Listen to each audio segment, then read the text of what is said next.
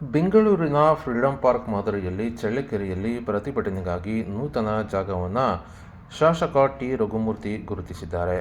ಇನ್ನು ಚಳ್ಳಕೆರೆ ಶಾಸಕ ಟಿ. ರಘುಮೂರ್ತಿಯವರ ಆದೇಶದ ಮೇರೆಗೆ ಬೆಂಗಳೂರಿನ ಫ್ರೀಡಂ ಪಾರ್ಕ್ ಮಾದರಿಯಲ್ಲಿ ಸಾರ್ವಜನಿಕರು ಹಾಗೂ ವಿವಿಧ ಸಂಘಟನೆಗಳು ಶಾಂತಿಯುತವಾಗಿ ಪ್ರತಿಭಟನೆ, ಧರಣಿ ಮತ್ತು ಮನವಿ ಸಲ್ಲಿಕೆ ನಡೆಸುವ ಉದ್ದೇಶದಿಂದ ನಗರದ ಬಳ್ಳಾರಿ ರಸ್ತೆಯ ಬನ್ನಿಮರ ಮೈದಾನದಲ್ಲಿ ಈ ಒಂದು 3 ಗುಂಟೆ ಜಾಗವನ್ನು ನಗರಸಭೆ ಮತ್ತು ಕಂದಾಯ ಇಲಾಖೆ ಸಹಯೋಗದೊಂದಿಗೆ ಮೀಸಲಿರಿಸಲಾಗಿದೆ. ಈ ಹಿನ್ನೆಲೆ ನಗರಸಭೆ ವತಿಯಿಂದ ಭೂಮಿಯನ್ನು ಸಮತಟ್ಟು ಕಾರ್ಯ ಕೈಗೊಳ್ಳಲಾಗಿತ್ತು. ನಗರದಲ್ಲಿ ಸಂಚಾರ ವ್ಯವಸ್ಥೆಗೆ ಯಾವುದೇ ಅಡಚಣೆ ಆಗದಂತೆ ಮತ್ತು ಕಾನೂನು ಸುವ್ಯವಸ್ಥೆ ಕಾಪಾಡುವ ನಿಟ್ಟಿನಲ್ಲಿ ಈ ಒಂದು ನಿರ್ಧಾರ ಕೈಗೊಳ್ಳಲಾಗಿದೆ. ನಿಗದಿತ ಜಾಗದಲ್ಲಿ ಸಾರ್ವಜನಿಕರ ಹಿತಾಸಕ್ತಿಗೆ ಸಂಬಂಧಿಸಿದ ವಿಷಯಗಳ ಕುರಿತು ಪ್ರತಿಭಟನೆ ನಡೆಸಲು ಅವಕಾಶ ಕಲ್ಪಿಸಲಾಗಿದೆ.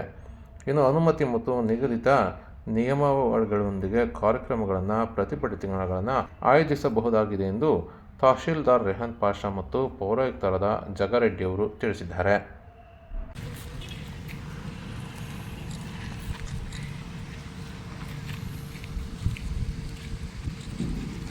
ಮಾಡಿದ್ದೀವಿ, ತೊಂದರೆ ಇಲ್ಲ. 2-3 ಸಂಘಟನೆ ಮಾಡಿದ್ರು ತೊಂದರೆ ಇಲ್ಲ. ಸ್ಥಳಾವಕಾಶಕ್ಕೆ ಸಮಸ್ಯೆ ಆಗಲ್ಲ. ವಿಸ್ತರಣೆ ಮೇಲೆ ಮಾಡ್ಕೋಬೇಕು.